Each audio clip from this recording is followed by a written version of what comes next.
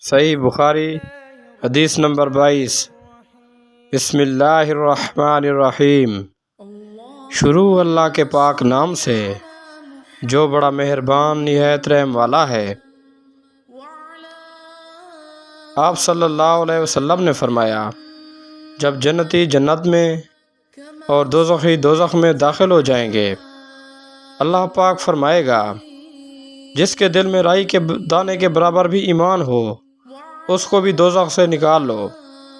تب ایسے لوگ دوزخ سے نکال لیے جائیں گے اور وہ جل کر کوئلے کی طرح سیاہ ہو چکے ہوں گے، پھر زندگی کی نہر میں یا بارش کے پانی میں ڈال دیے جائیں گے۔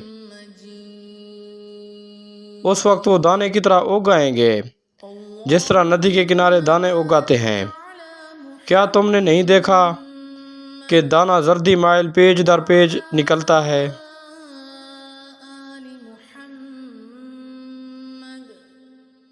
كما باركت على